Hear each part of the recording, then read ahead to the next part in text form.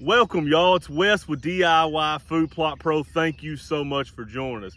We're standing out in one of our standing corn food plots in the trial that we're planting this year that's got corn and soybeans, forage soybeans, cowpeas, and lab, tons of other mixtures out here that we are putting to the test that we're going to run trials on to see which one the deer prefer. We just got through running our nitrogen on yesterday, what we call it lay-by. And so what that is instead of putting all our fertilizer down before we plant, we put a small amount of it down at planting to supply that nitrogen that corn needs, but we hold most of it off until it gets to this stage right here.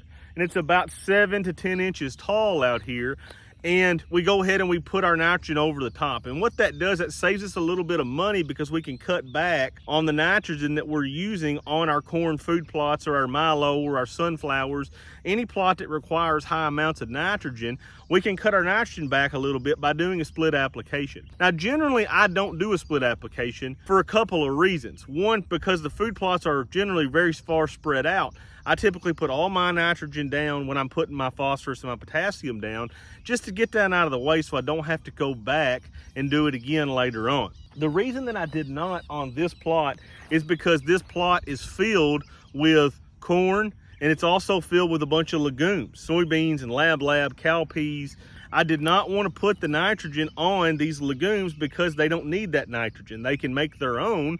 It's just wasted money at that point. I'd opted to put 300 pounds of 92330 out here, which gives us about 27 pounds of nitrogen per acre, which is not anywhere near enough for a corn crop. That's a really good standard ag fertilizer that we use. So yesterday I went to the co-op and I loaded up my fertilizer that I needed. I got it in a buggy and I came out here and I spread this fertilizer on the corn. And I put 125 more pounds of nitrogen per acre. Now that's not 125 pounds of urea, that's 125 units or actual pounds of nitrogen. So all total, we're settling right in that 150 to 160 range, which is perfect for a split application. But as I came out here to film a video for today on another topic, I started smelling ammonia real bad. Right, and this is something that we don't hear an awful lot about in food plots. Nobody talks about this an awful lot, but it's something that really needs to be talked about. Nitrogen volatilization, what is it?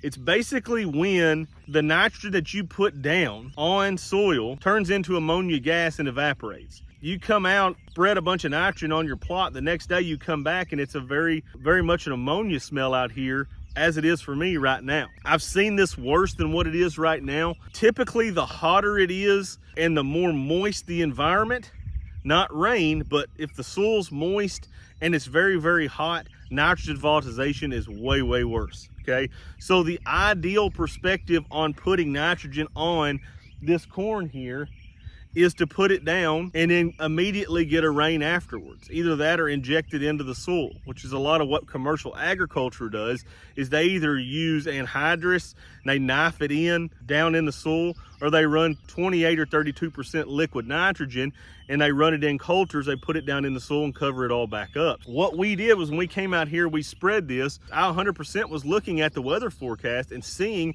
when our next rain chances were. We actually had a couple of days of dry time that I could have spread this out here, but rain was still forecasted for this weekend. Now it's Thursday, we have rain coming tomorrow.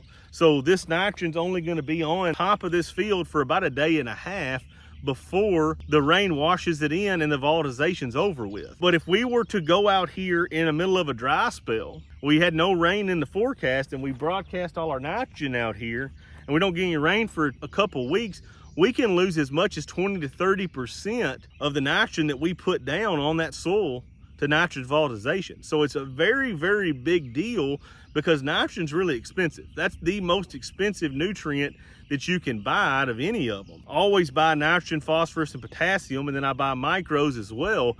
And nitrogen is by far the most expensive nutrient that is needed for these food plots. We don't want to lose 20 or 30% of it because we put it down at a wrong time. Very important note to mention is if I've got a corn crop and it's growing really well and it's had plenty of moisture and we don't have any rain in the forecast and the corn's the size that it is right now, because this corn's 7, 8, maybe 10 inches tall, it's time to get the nitrogen on, whether there's some rain coming or not. Because if you wait, we're starting to have temperatures of high 80s up here, and this corn seems like it's growing a foot a day right now. We're gonna wait until the next rain event comes. That next rain event may be 2 weeks away.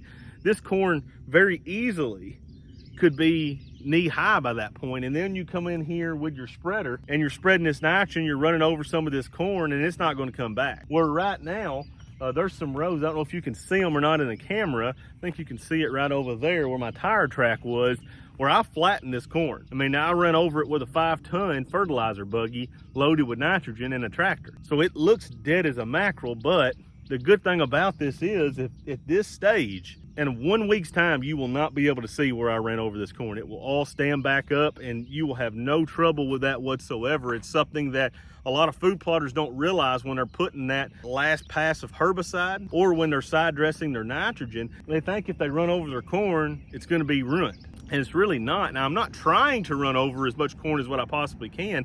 You're obviously stressing that plant out some, but it's not a huge deal to run over corn when it's 6 or 8 inches tall. It's a much bigger deal when the corn is 18 inches tall. That corn is likely not coming back, but this corn will come back and be just fine and dandy. We got rain coming tomorrow to wash this nitrogen in, and this will be off to the races. As soon as it hits this nitrogen, it is going to absolutely explode here in the next week or 10 days. You can see it's got a pretty green color right now. I feel like it's a little bit low on nitrogen. As much rain as we've had, as we all know, nitrogen washes away in the soil. So when we put that 27 pounds of nitrogen down early, I'd say we lost quite a bit of that because of all the heavy rains that we've had. Nitrogen leaching is a very big deal, and it will leach through your soil and leach out. So we can't put nitrogen down well in advance. I've seen this nitrogen volatilization be a lot bigger deal. One year I was planting some turnips and radishes, and I put about 100 pounds of nitrogen out there. It was hot, steamy, down in a swamp. And the next day I went back, I can't even remember what I was doing, but I went back the next day to do something on that plot. And I mean, it just burns your eyes, the amount of ammonia that was coming up. It's almost like being inside a chicken barn. For all any of you guys that have been in a chicken barn, that smell of ammonia was just so strong. It's not terrible out here right now.